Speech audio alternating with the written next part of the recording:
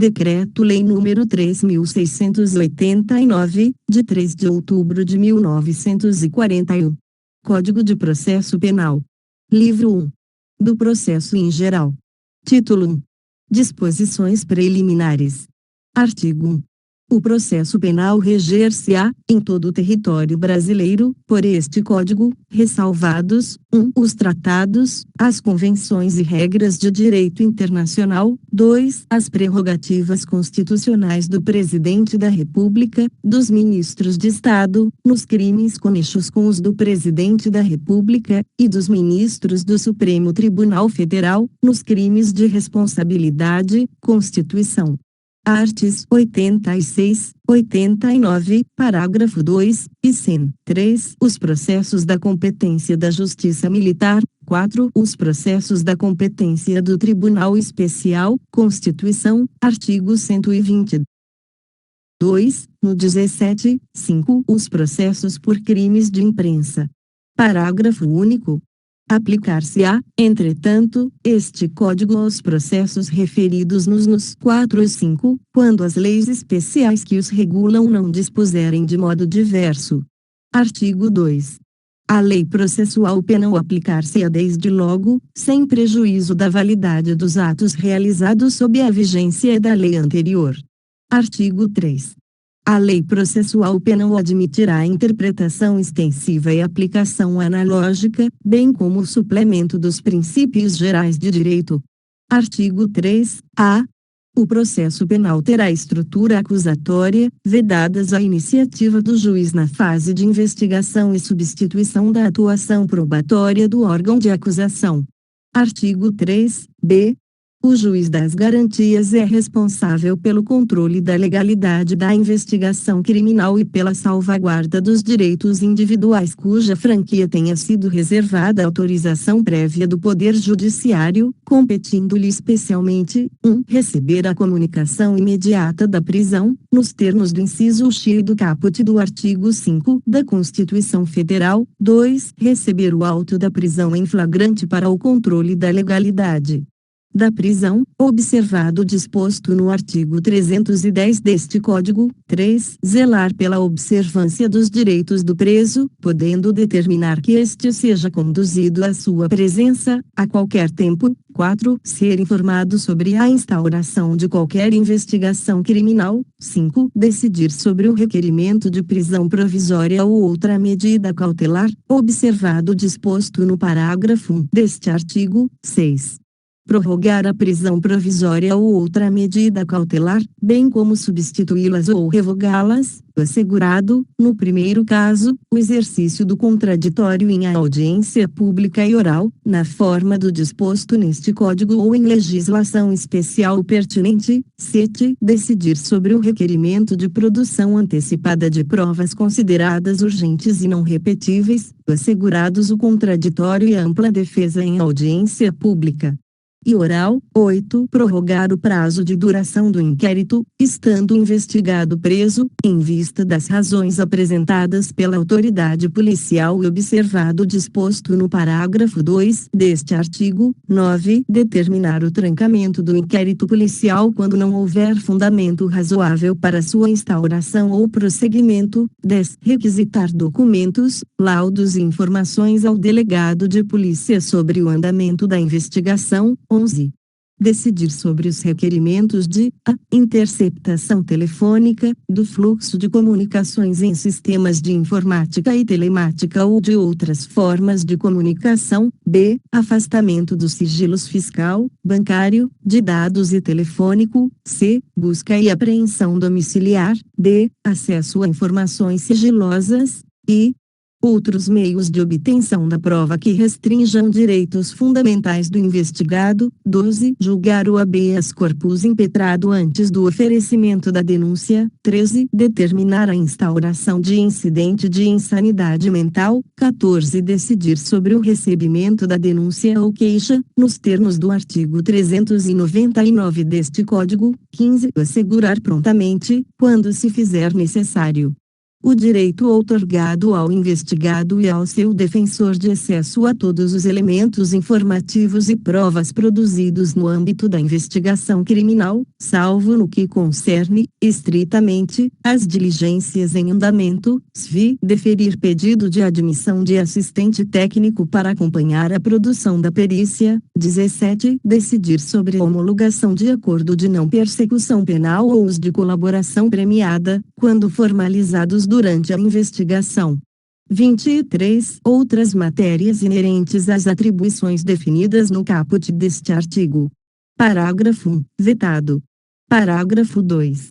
Se o investigado estiver preso, o juiz das garantias poderá, mediante representação da autoridade policial e ouvido o Ministério Público, prorrogar, uma única vez, a duração do inquérito por até 15 dias, após o que, se ainda assim a investigação não for concluída, a prisão será imediatamente relaxada. Artigo 3-C. A competência do juiz das garantias abrange todas as infrações penais, exceto as de menor potencial ofensivo, e cessa com o recebimento da denúncia ou queixa na forma do artigo 399 deste Código. Parágrafo 1. Recebida a denúncia ou queixa, as questões pendentes serão decididas pelo juiz da instrução e julgamento. Parágrafo 2. As decisões proferidas pelo juiz das garantias não vinculam o juiz da instrução e julgamento, que, após o recebimento da denúncia ou queixa, deverá reexaminar a necessidade das medidas cautelares em curso, no prazo máximo de 10 dias. Parágrafo 3. Os autos que compõem as matérias de competência do juiz das garantias ficarão acautelados na secretaria desse juízo, à disposição do Ministério Público e da Defesa, e não serão apensados aos autos do processo enviados ao juiz da instrução e julgamento, ressalvados os documentos relativos às provas irrepetíveis, medidas de obtenção de provas ou de antecipação de provas, que deverão ser remetidos para pensamento em apartado. Parágrafo 4. Fica assegurado às partes o amplo acesso aos autos acautelados na Secretaria do Juízo das Garantias. Artigo 3-D. O juiz que, na fase de investigação, praticar qualquer ato incluído nas competências dos arts. 4 e 5 deste Código ficará impedido de funcionar no processo. Parágrafo único. Nas comarcas em que funcionar apenas um juiz, os tribunais criarão um sistema de rodízio de magistrados, a fim de atender às disposições deste capítulo. Artigo 3-E. O juiz das garantias será designado conforme as normas de organização judiciária da União, dos Estados e do Distrito Federal, observando critérios objetivos a serem periodicamente divulgados pelo respectivo tribunal. Artigo 3-F. O juiz das garantias deverá assegurar o cumprimento das regras para o tratamento dos presos, impedindo o acordo ou ajuste de qualquer autoridade com órgãos da imprensa para explorar a imagem da pessoa submetida à prisão, sob pena de responsabilidade civil, administrativa e penal. Parágrafo único. Por meio de regulamento, as autoridades deverão disciplinar, em 180 dias, o modo pelo qual as informações sobre a realização da prisão e a identidade do preso serão, de modo padronizado e respeitada a programação normativa aludida no caput deste artigo, transmitidas à imprensa, assegurados a efetividade da persecução penal, o direito à informação e dignidade da pessoa submetida à prisão. Título 7 da prova Capítulo 1 Disposições Gerais Artigo 155. O juiz formará sua convicção pela livre apreciação da prova produzida em contraditório judicial, não podendo fundamentar sua decisão exclusivamente nos elementos informativos colhidos na investigação, ressalvadas as provas cautelares, não repetíveis e antecipadas. Parágrafo único. Somente quanto ao estado das pessoas serão observadas as restrições estabelecidas na Lei Civil. Artigo 156. A prova da alegação incumbirá a quem a fizer, sendo, porém, facultado ao juiz de ofício, 1. Ordenar, mesmo antes de iniciada a ação penal, a produção antecipada de provas consideradas urgentes e relevantes, observando a necessidade, adequação e proporcionalidade da medida. 2. Determinar, no curso da instrução, ou antes de proferir sentença, a realização de diligências para dirimir dúvidas sobre ponto relevante. Artigo 157. São inadmissíveis, devendo ser desentranhadas do processo, as provas ilícitas, assim entendidas as obtidas em violação a normas constitucionais ou legais. Parágrafo 1. São também inadmissíveis as provas derivadas das ilícitas, salvo quando não evidenciado nexo de causalidade entre umas e outras, ou quando as derivadas puderem ser obtidas por uma fonte independente das primeiras. Parágrafo 2. Considera-se fonte independente aquela que por si só, seguindo os trâmites típicos e de praxe, próprios da investigação ou instrução criminal, seria capaz de conduzir ao fato objeto da prova. Parágrafo 3. Preclusa a decisão de desentranhamento da prova declarada inadmissível, esta será inutilizada por decisão judicial, facultado às partes acompanhar o incidente. Parágrafo 4, vetado. Parágrafo 5. O juiz que conhecer do conteúdo da prova declarada inadmissível não poderá proferir a sentença ou acórdão.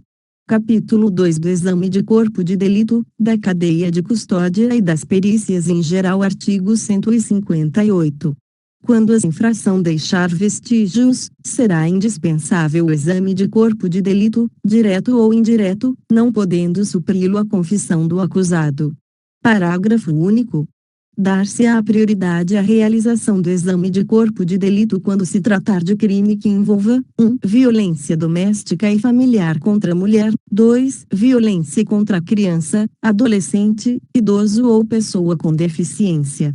Artigo 158. A. Considera-se cadeia de custódia o conjunto de todos os procedimentos utilizados para manter e documentar a história cronológica do vestígio coletado em locais ou em vítimas de crimes, para rastrear sua posse e manuseio a partir de seu reconhecimento até o descarte. Parágrafo 1. O início da cadeia de custódia dá-se com a preservação do local de crime ou com procedimentos policiais ou periciais nos quais seja detectada a existência de vestígio. Parágrafo 2. O agente público que reconhecer um elemento como de potencial interesse para a produção da prova pericial fica responsável por sua preservação. Parágrafo 3. Vestígio é todo objeto ou material bruto, visível ou latente, constatado ou recolhido, que se relaciona à infração penal. Artigo 158, b. A cadeia de custódia compreende o rastreamento do vestígio nas seguintes etapas: 1. Reconhecimento, ato de distinguir um elemento como de potencial interesse para a produção da prova pericial. 2. Isolamento, ato de evitar que se altere o estado das coisas, devendo isolar e preservar o ambiente imediato e relacionado aos vestígios e local de crime. 3. Fixação, descrição detalhada do vestígio conforme se encontra no local de crime ou no corpo de delito, e a sua posição na área de exames, podendo ser ilustrada por fotografias, filmagens ou croquis, sendo indispensável a sua descrição no laudo pericial produzido pelo perito responsável pelo atendimento. 4. Coleta, ato de recolher o vestígio que será submetido à análise pericial, respeitando suas características e natureza. 5. Acondicionamento, procedimento por meio do qual cada vestígio coletado ou embalado de forma individualizada, de acordo com suas características físicas, químicas e biológicas, para posterior análise, com anotação da data, hora e nome de quem realizou a coleta e o acondicionamento. 6. Transporte, ato de transferir o vestígio de um local para o outro, utilizando as condições adequadas, embalagens, veículos, temperatura, entre outras, de modo a garantir a manutenção de suas características originais.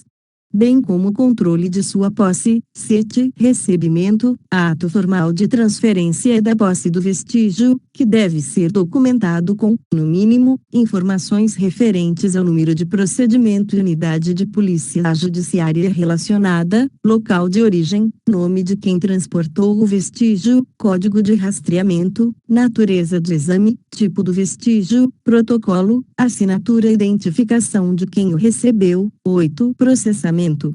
Exame pericial em si, manipulação do vestígio de acordo com a metodologia adequada às suas características biológicas, físicas e químicas, a fim de se obter o resultado desejado, que deverá ser formalizado em laudo produzido por perito. 9. Armazenamento, procedimento referente à guarda, em condições adequadas, do material a ser processado, guardado para realização de contraperícia, descartado ou transportado, com vinculação ao número do laudo correspondente. 10. Descarte, procedimento referente à liberação do vestígio, respeitando a legislação vigente, quando pertinente, mediante autorização judicial.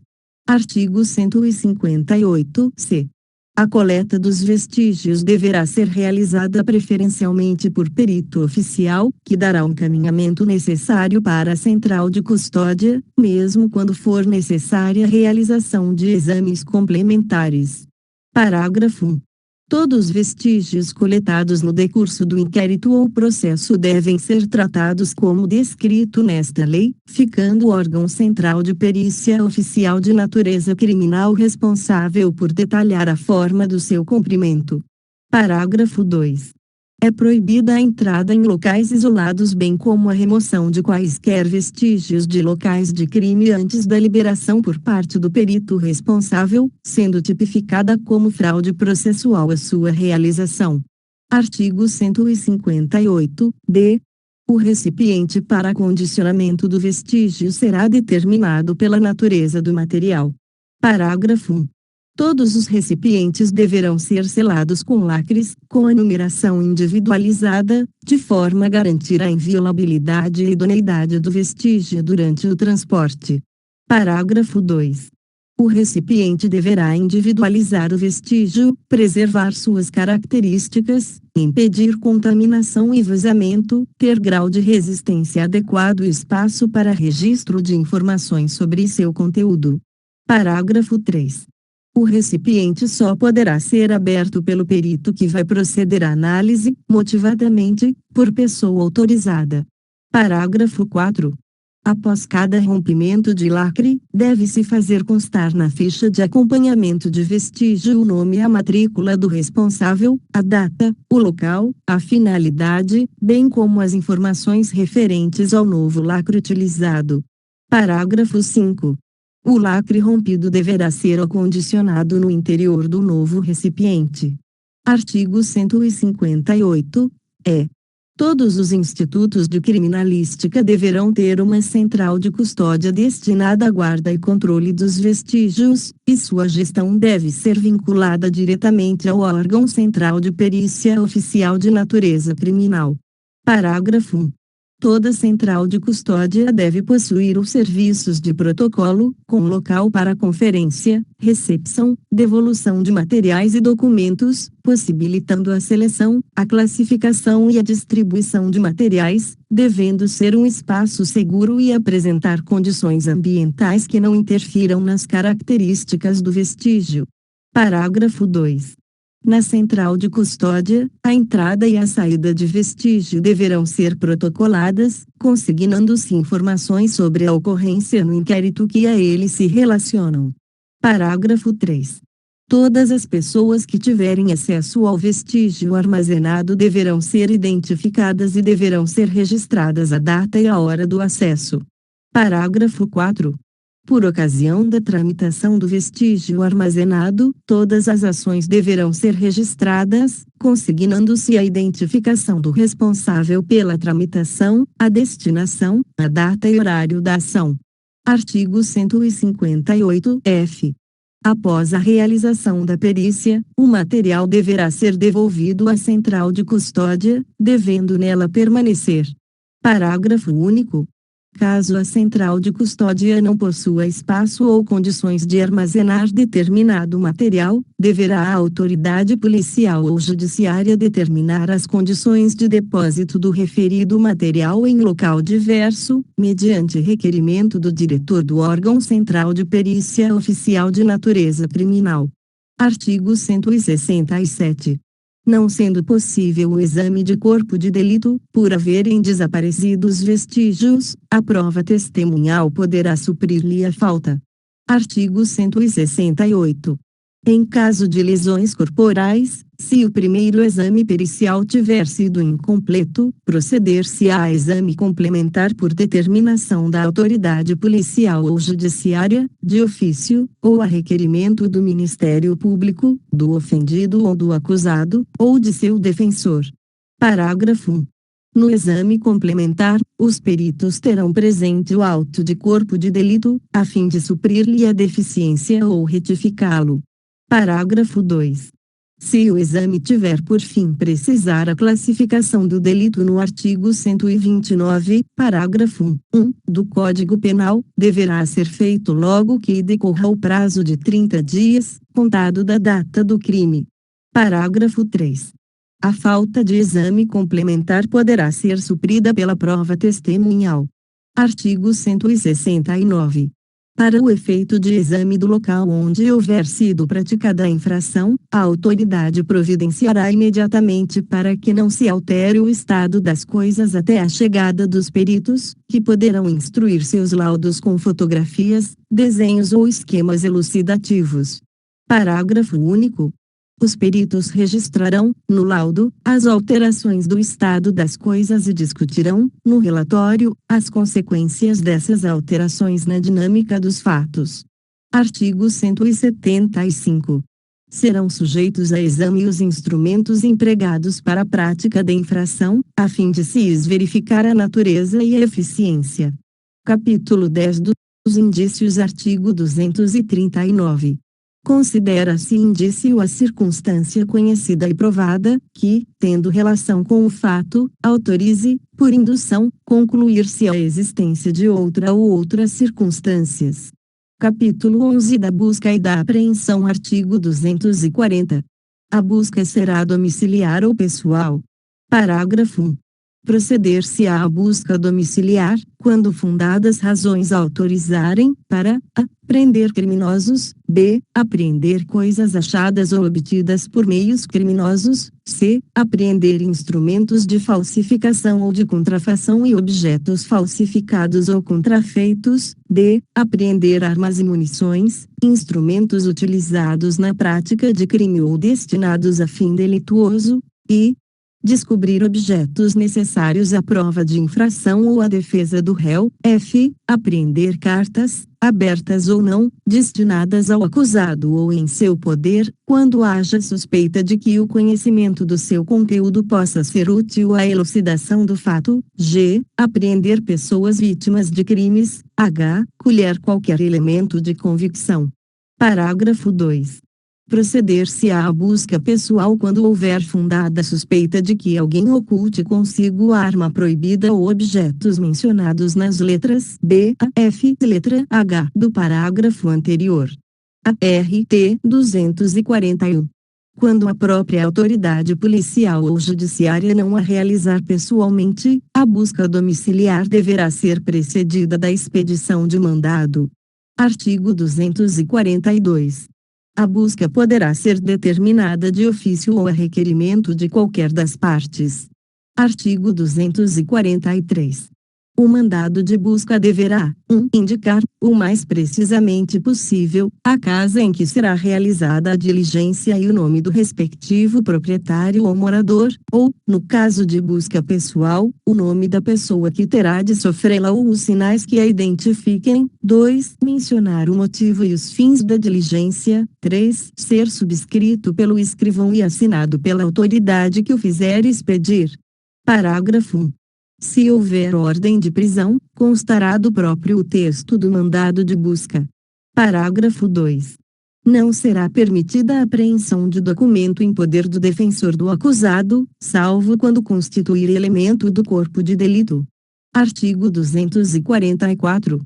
A busca pessoal independerá de mandado, no caso de prisão ou quando houver fundada suspeita de que a pessoa esteja na posse de arma proibida ou de objetos ou papéis que constituam corpo de delito, ou quando a medida for determinada no curso de busca domiciliar. Artigo 245. As buscas domiciliares serão executadas de dia, salvo se o morador consentir que se realizem à noite, e, antes de penetrarem na casa, os executores mostrarão e lerão o mandado ao morador, ou a quem o represente, intimando, em seguida, a abrir a porta. Parágrafo 1. Se a própria autoridade der a busca, declarará previamente sua qualidade e o objeto da diligência. Parágrafo 2. Em caso de desobediência, será arrombada a porta e forçada a entrada. Parágrafo 3. Recalcitrando o morador, será permitido o emprego de força contra coisas existentes no interior da casa, para o descobrimento do que se procura. Parágrafo 4. Observar-se-á o disposto nos parágrafo 2 e 3, quando ausentes os moradores, devendo, neste caso, ser intimado a assistir à diligência qualquer vizinho, se houver e estiver presente. Parágrafo 5. Se é determinada a pessoa ou coisa que se vai procurar, o morador será intimado a mostrá-la. Parágrafo 6. Descoberta a pessoa ou coisa que se procura, será imediatamente apreendida e posta sob custódia da autoridade ou de seus agentes. Parágrafo 7. Fim da diligência, os executores lavrarão auto circunstanciado, assinando-o com duas testemunhas presenciais, sem prejuízo do disposto no parágrafo 4. Artigo 246. Aplicar-se-á também o disposto no artigo anterior, quando se tiver de proceder à busca em compartimento habitado ou em aposento ocupado de habitação coletiva ou em compartimento não aberto ao público, onde alguém exercer profissão ou atividade. Artigo 247.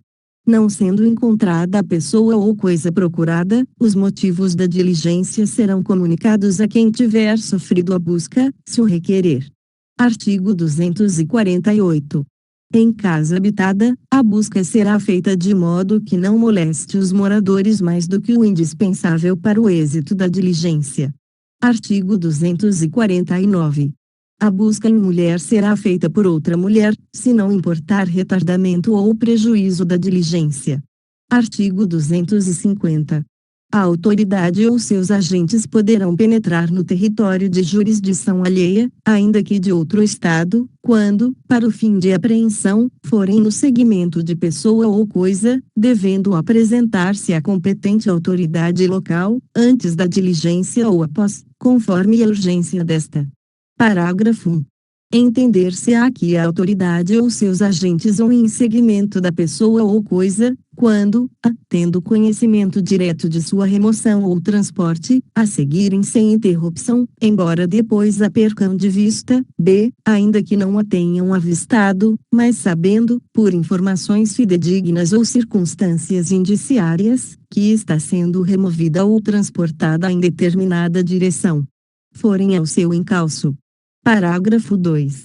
Se as autoridades locais tiverem fundadas razões para duvidar da legitimidade das pessoas que, nas referidas diligências, entrarem pelos seus distritos, ou da legalidade dos mandados que apresentarem, poderão exigir as provas dessa legitimidade, mas de modo que não se frustre a diligência. Título 9 da prisão, das medidas cautelares e da liberdade provisória. Capítulo 1. Disposições Gerais. Artigo 282. As medidas cautelares previstas neste título deverão ser aplicadas observando-se a 1. Necessidade para a aplicação da lei penal, para a investigação ou a instrução criminal e, nos casos expressamente previstos, para evitar a prática de infrações penais. 2. Adequação da medida à gravidade do crime, circunstâncias do fato e condições pessoais do indiciado ou acusado. Parágrafo 1. As medidas cautelares poderão ser aplicadas isolada ou cumulativamente. Parágrafo 2. As medidas cautelares serão decretadas pelo juiz a requerimento das partes ou, quando no curso da investigação criminal, por representação da autoridade policial ou mediante requerimento do Ministério Público. Parágrafo 3. Ressalvados os casos de urgência ou de perigo de ineficácia da medida, o juiz, ao receber o pedido de medida cautelar, determinará a intimação da parte contrária, para se manifestar no prazo de 5 dias, acompanhada de cópia do requerimento e das peças necessárias, permanecendo os autos em juízo, e os casos de urgência ou de perigo deverão ser justificados e fundamentados em decisão que contenha elementos do caso concreto que justifiquem essa medida excepcional. Parágrafo 4. No caso de descumprimento de qualquer das obrigações impostas, o juiz, mediante requerimento do Ministério Público, de seu assistente ou do querelante, poderá substituir a medida, impor outra em cumulação, ou, em último caso, decretar a prisão preventiva, nos termos do parágrafo único do artigo 312 deste Código. Parágrafo 5. O juiz poderá, de ofício ou a pedido das partes, revogar a medida cautelar ou substituí-la quando verificar a falta de motivo para que subsista, bem como voltar a decretá-la, se sobrevierem razões que a justifiquem. Parágrafo 6º. A prisão preventiva somente será determinada quando não for cabível a sua substituição por outra medida cautelar, observado o artigo 319 deste Código, e o não cabimento da substituição por outra medida cautelar deverá ser justificado de forma fundamentada nos elementos presentes do caso concreto, de forma individualizada. Artigo 283. Ninguém poderá ser preso senão em flagrante delito ou por ordem escrita e fundamentada da autoridade judiciária competente, em decorrência de prisão cautelar ou em virtude de condenação criminal transitada em julgado. Parágrafo 1. As medidas cautelares previstas neste título não se aplicam à infração a que não for isolada, cumulativa ou alternativamente cominada pena privativa de liberdade. Parágrafo 2. A prisão poderá ser efetuada em qualquer dia e a qualquer hora, respeitadas as restrições relativas à inviolabilidade do domicílio. Artigo 284. Não será permitido emprego de força, salvo a indispensável no caso de resistência ou de tentativa de fuga do preso. Artigo 285. A autoridade que ordenar a prisão fará expedir o respectivo mandado. Parágrafo único. O mandado de prisão, a, será lavrado pelo escrivão e assinado pela autoridade, b, designará a pessoa, que tiver de ser presa, por seu nome, alcunha ou sinais característicos, c, mencionará a infração penal que motivar a prisão, d, declarará o valor da fiança arbitrada, quando afiançável a infração, e, será dirigido a quem tiver qualidade para dar-lhe execução. Artigo 286. O mandado será passado em duplicata, e o executor entregará ao preso, logo depois da prisão, um dos exemplares com declaração do dia, hora e lugar da diligência. Da entrega deverá o preso passar recibo no outro exemplar. Se recusar, não souber ou não puder escrever, o fato será mencionado em declaração, assinada por duas testemunhas. Artigo 287. Se a infração for inafiançável, a falta de exibição do mandado não obstará à prisão, e o preso, em tal caso, será imediatamente apresentado ao juiz que tiver expedido o mandado, para a realização de audiência de custódia. Artigo 288. Ninguém será recolhido à prisão, sem que seja exibido mandado ao respectivo diretor ou carcereiro, a quem será entregue cópia assinada pelo executor ou apresentada a guia expedida pela autoridade competente, devendo ser passado o recibo da entrega do preso, com declaração de dia e hora. Parágrafo único. O recibo poderá ser passado no próprio exemplar do mandado, se este for o documento exibido. Artigo 289. Quando o acusado estiver no território nacional, fora da jurisdição do juiz processante, será deprecada sua prisão, devendo constar da precatória o inteiro teor do mandado. Parágrafo 1. Havendo urgência, o juiz poderá requisitar a prisão por qualquer meio de comunicação, do qual deverá constar o motivo da prisão, bem como o valor da fiança se arbitrada. Parágrafo 2. A autoridade é quem, se fizer a requisição, tomará as precauções necessárias para averiguar a autenticidade da comunicação. Parágrafo 3. O juiz processante deverá providenciar a remoção do preso no prazo máximo de 30 dias, contados da efetivação da medida. Artigo 289-A. O juiz competente providenciará o imediato registro do mandado de prisão em banco de dados mantido pelo Conselho Nacional de Justiça para essa finalidade. Parágrafo 1. Qualquer agente policial poderá efetuar a prisão determinada no mandado de prisão registrado no Conselho Nacional de Justiça, ainda que fora da competência territorial do juiz que o expediu. Parágrafo 2. Qualquer agente policial poderá efetuar a prisão decretada, ainda que sem registro no Conselho Nacional de Justiça, adotando as precauções necessárias para averiguar a autenticidade do mandado e comunicando ao juiz que a decretou, devendo este providenciar, em seguida, o registro do mandado na forma do caput deste artigo. Parágrafo 3. A prisão será imediatamente comunicada ao juiz do local de cumprimento da medida, o qual providenciará a certidão extraída do registro do Conselho Nacional de Justiça e informará ao juiz o que a decretou. Parágrafo 4. O preso será informado de seus direitos, nos termos do inciso X do artigo 5 da Constituição Federal e, caso o autuado não informe o nome de seu advogado, será comunicado à Defensoria Pública. Parágrafo 5. Havendo dúvidas das autoridades locais sobre a legitimidade da pessoa do executor ou sobre a identidade do preso, aplica-se o disposto no parágrafo 2 do artigo 290 deste Código. Parágrafo 6. O Conselho Nacional de Justiça regulamentará o registro do mandado de prisão a que se refere o caput deste artigo. Artigo 290. Se o réu, sendo perseguido, passar ao território de outro município ou comarca, o executor poderá efetuar-lhe a prisão no lugar onde o alcançar, apresentando imediatamente à autoridade local, que, depois de lavrado, se for o caso, o auto de flagrante, providenciará para a remoção do preso. Parágrafo 1.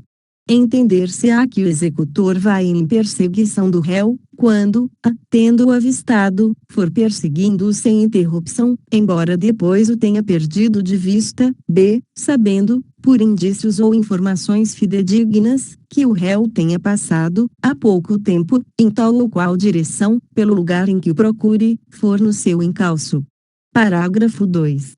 Quando as autoridades locais tiverem fundadas razões para duvidar da legitimidade da pessoa do executor ou da legalidade do mandado que apresentar, poderão pôr em custódia o réu, até que fique esclarecida a dúvida. Artigo 291. A prisão em virtude de mandado entender-se-á feita desde que o executor, fazendo-se conhecer do réu, lhe apresente o mandado e o intime acompanhá-lo. Artigo 292.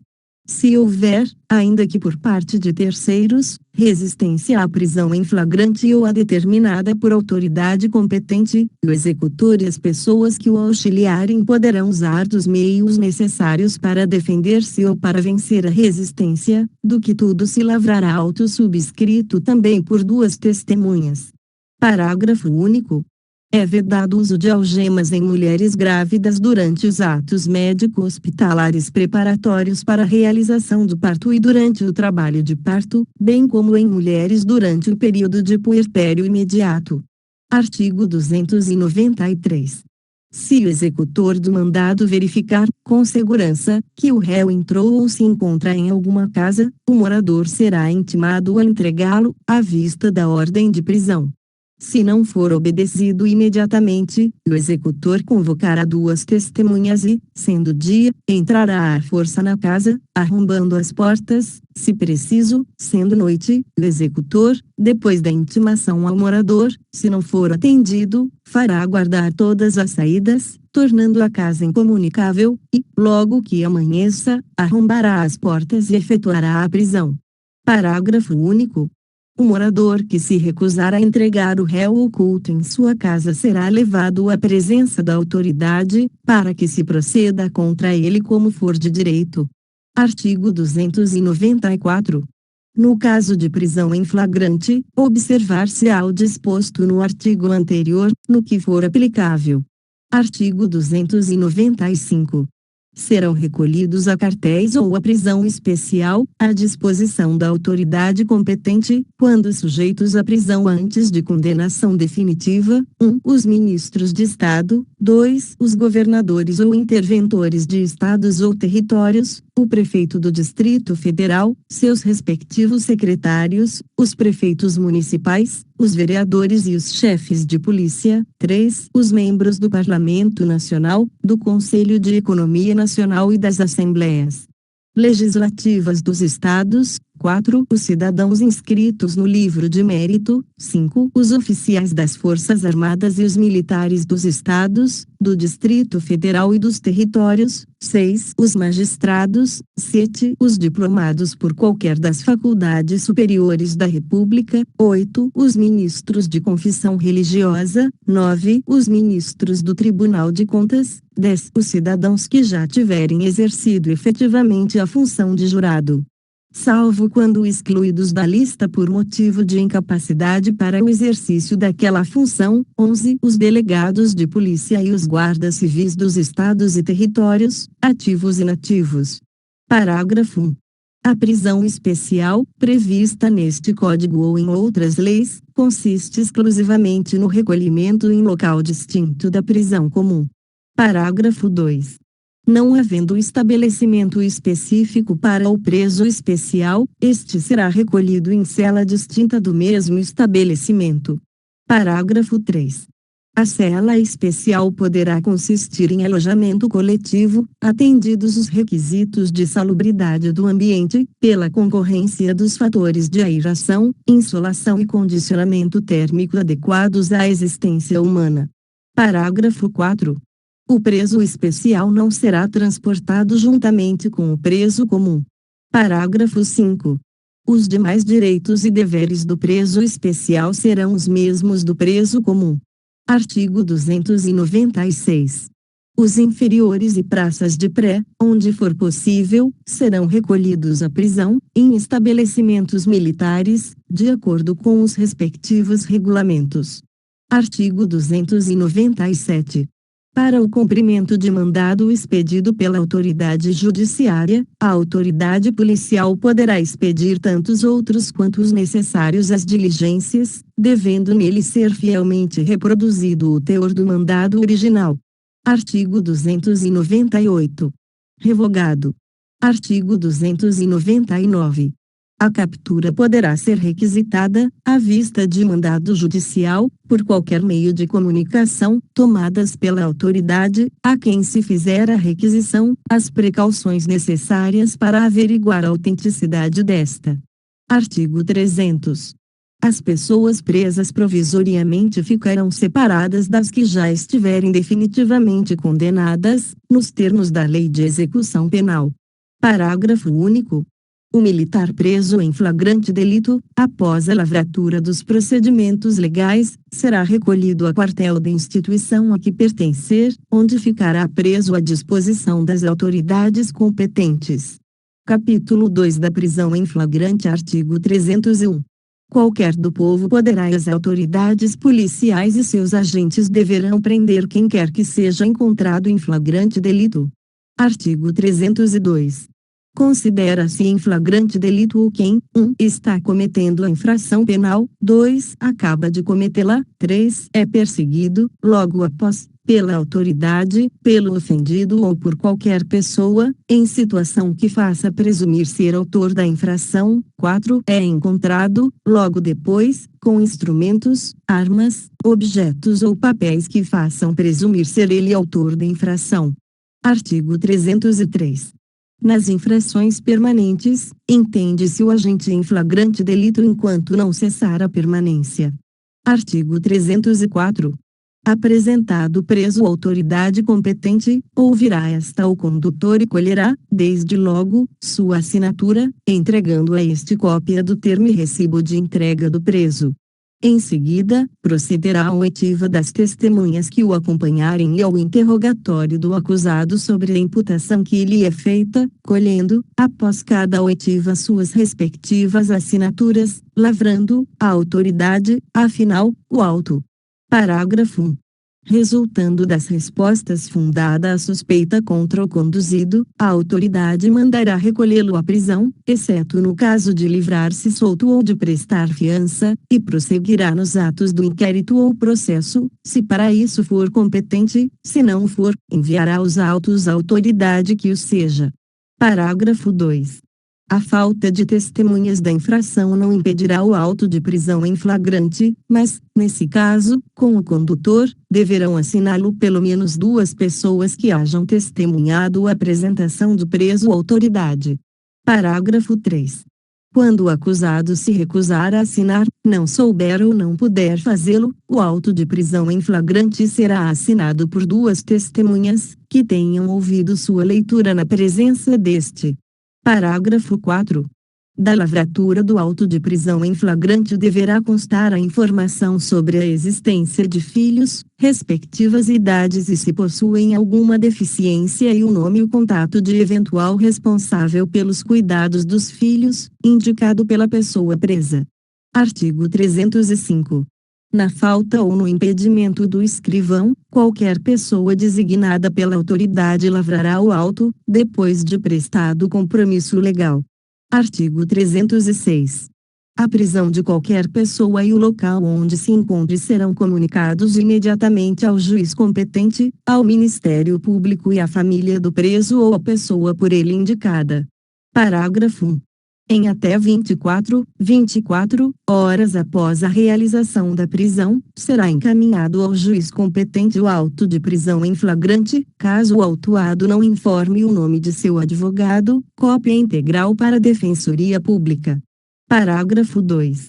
No mesmo prazo, será entregue ao preso, mediante recibo, a nota de culpa, assinada pela autoridade, com o motivo da prisão, o nome do condutor e os das testemunhas. Artigo 307. Quando o fato for praticado em presença da autoridade, ou contra esta, no exercício de suas funções, constarão do auto a narração deste fato, a voz de prisão, as declarações que fizer o preso e os depoimentos das testemunhas, sendo tudo assinado pela autoridade, pelo preso e pelas testemunhas e remetido imediatamente ao juiz a quem couber tomar conhecimento do fato delituoso, se não for a autoridade que houver presidido o auto. Artigo 308. Não havendo autoridade no lugar em que se tiver efetuado a prisão, o preso será logo apresentado à do lugar mais próximo. Artigo 309. Se o réu se livrar solto, deverá ser posto em liberdade, depois de lavrado o auto de prisão em flagrante. Artigo 310. Após receber o auto de prisão em flagrante, no prazo máximo de até 24 horas após a realização da prisão, o juiz deverá promover audiência de custódia com a presença do acusado, seu advogado constituído ou membro da Defensoria Pública e um membro do Ministério Público, e, nessa audiência, o juiz deverá, fundamentadamente, 1. Relaxar a prisão ilegal, ou 2. Converter a prisão em flagrante em preventiva, quando presentes os requisitos constantes do artigo 312 deste Código, e se revelarem inadequadas ou insuficientes as medidas cautelares diversas da prisão, ou 3. Conceder liberdade provisória, com ou sem fiança. Parágrafo 1.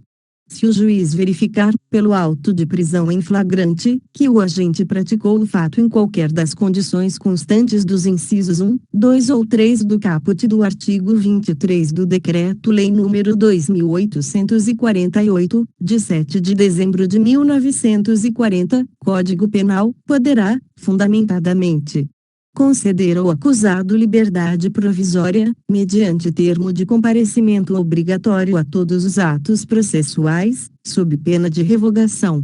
Parágrafo 2. Se o juiz verificar que o agente é reincidente ou que integra organização criminosa armada ou milícia, ou que porta arma de fogo de uso restrito, deverá denegar a liberdade provisória, com ou sem medidas cautelares. Parágrafo 3. A autoridade que deu causa, sem motivação idônea, à não realização da audiência de custódia no prazo estabelecido no caput deste artigo responderá administrativa, civil e penalmente pela omissão. Parágrafo 4.